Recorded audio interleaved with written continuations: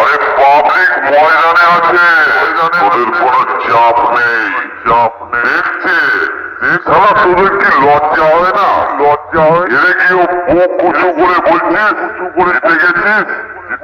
বাপের বেটা হলে অরিজিনাল কথাটা বল।